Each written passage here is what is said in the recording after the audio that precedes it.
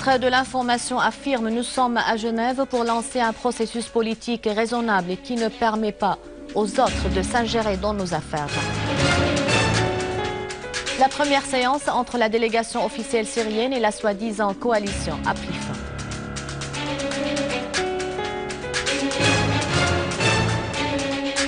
El-Maliki affirme non à une religion qui tolère le meurtre et l'assassinat.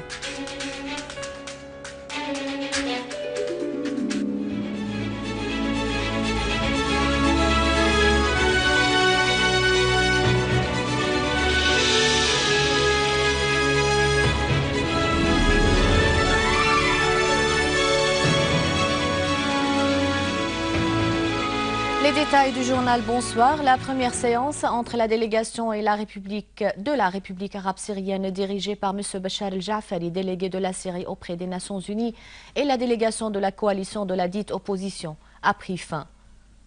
La séance s'est limitée à une allocution de l'envoyé onusien en Syrie, Lakhdar el-Brahimi, dans laquelle il a évoqué la nécessité de trouver des dénominateurs communs entre les deux parties. Et dans une nouvelle preuve de pataugement et de la vassalité, la délégation de la dite opposition a assisté à la première séance après qu'un changement est intervenu sur sa composition. Par ailleurs, le correspondant de la télévision à Genève a indiqué que la deuxième séance des pourparlers reprendra aujourd'hui à 17h heure de Damas et des sources proches de l'Ibrahimi ont affirmé que la séance se limitera aux questions humanitaires. Des sources proches de la délégation syrienne ont affirmé à Genève que les propos sur la conclusion d'accords sont incorrects et la première séance se tiendra cet après-midi. Le ministre de l'Information et chef adjoint de la délégation officielle syrienne à la conférence Genève 2, Amran El-Zaabi, a affirmé que la délégation syrienne se trouve à Genève pour lancer un processus politique et raisonnable qui ne permet aux autres de s'ingérer dans les affaires syrienne. Dans des déclarations aux journalistes, El-Zaabi a affirmé que la délégation syrienne est ouverte à toutes les discussions conformément aux orientations de la politique syrienne, notamment en ce qui concerne la déclaration de Genève 1 et les réserves manifestées par la Syrie à cet égard, soulignant qu'il n'est pas permis à l'autre partie d'être surprise devant ces déclarations, vu qu'une opposition politique officielle syrienne a été prise à l'annonce de la déclaration de Genève 1.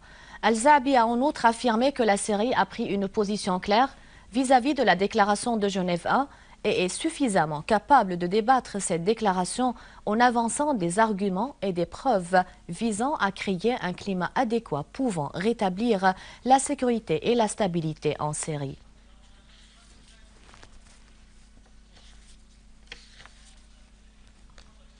En parallèle avec les efforts déployés par la délégation officielle syrienne à la conférence de Genève pour mettre un terme au terrorisme qui sévit en Syrie, un groupe d'avocats européens envisage de lancer un projet pour défendre le peuple, l'État et le président syrien. Pour plus de précisions, nous avons au téléphone de Grenoble, en France, Maître Bernard Ripper. Maître Ripper, bienvenue à notre journal.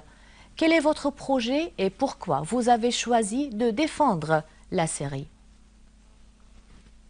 Je souhaite participer à la défense des victimes du terrorisme, mais également à la défense de l'honneur de la Syrie, du peuple syrien et de son président, à travers notamment la situation de ces nombreuses et malheureuses victimes tuées par les forces étrangères, plus que syriennes, par les djihadistes qui sévissent dans ce pays, dont de nombreux occidentaux, des Français notamment. Et pour être en mesure de dénoncer cette situation, parce qu'aujourd'hui, cette réalité que j'ai dénoncée dès mon retour de mon premier voyage en Syrie est sur la place publique. On admet, on reconnaît que de nombreux jeunes français, anglais, belges combattent là-bas aux côtés des criminels dont le seul objectif est de tuer et de semer le chaos dans ce beau pays.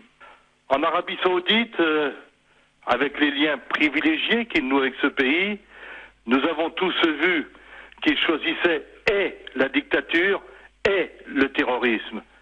Mais comme il y a des contrats juteux, notamment de vente d'armement, toujours avec pour objectif que ces armes servent soit contre les Syriens, soit contre ceux qui, dans ce pays, le Liban, ne s'opposent pas aux Syriens, le président Hollande développe ces liens très amicaux avec ceux qui soutiennent les assassins qui combattent dans votre pays. Alors, merci pour cette intervention de Grenoble.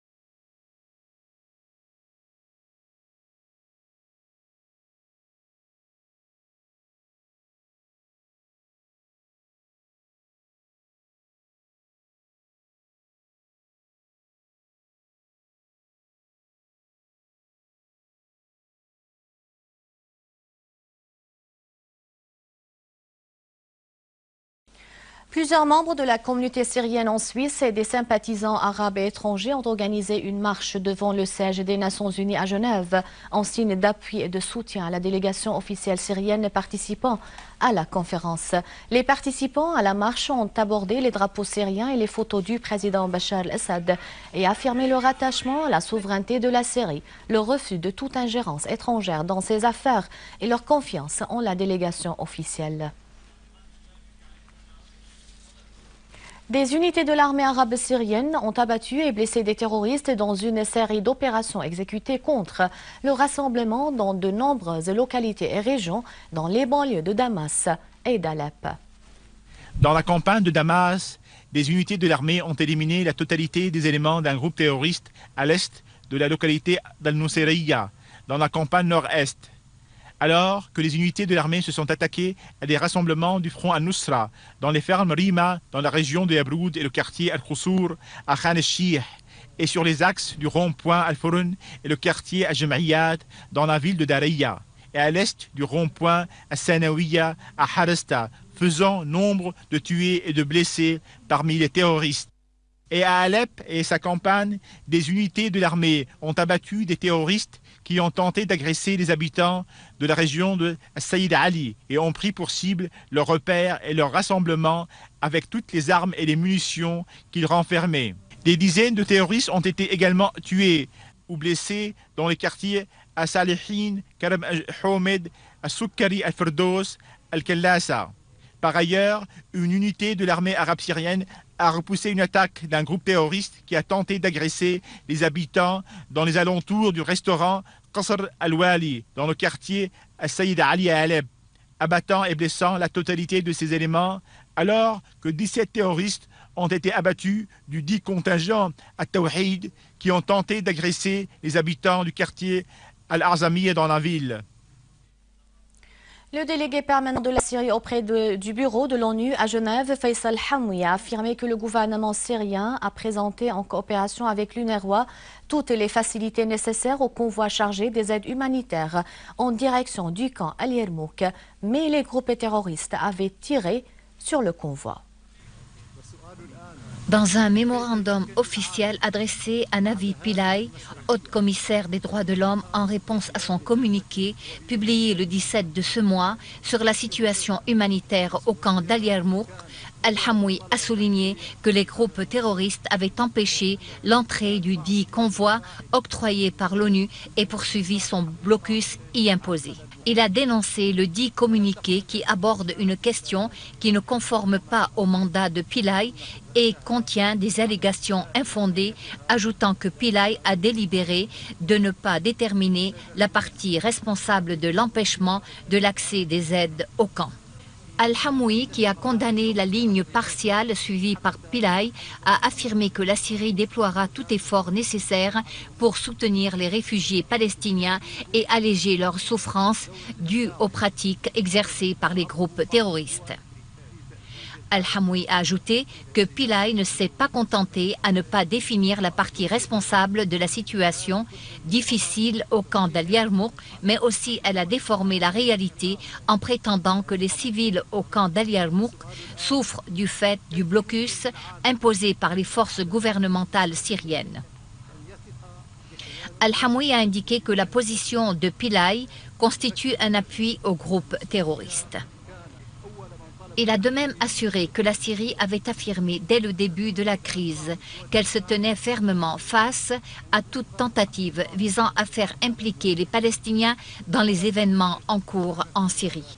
Il a enfin fait noter que plus de 200 paniers alimentaires ont été acheminés le 18 janvier courant au camp d'Al-Yarmouk et que 40 civils blessés ou âgés ont été évacués du camp.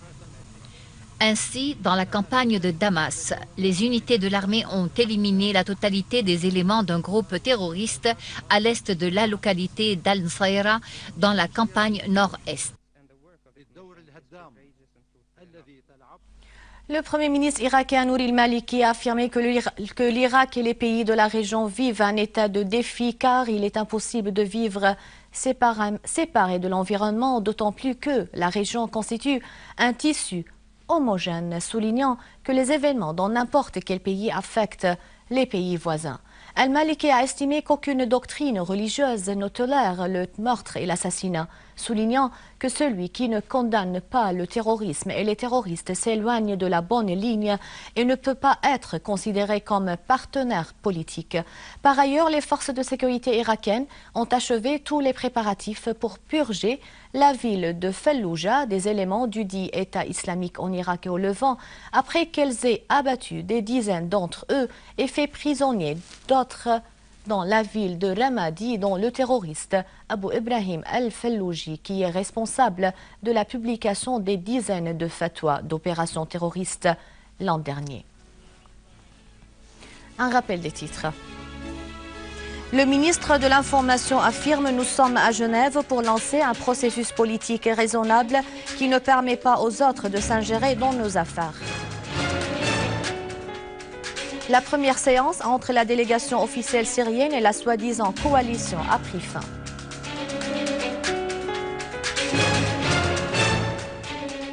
Al-Maliki affirme non à une religion qui tolère le meurtre et l'assassinat.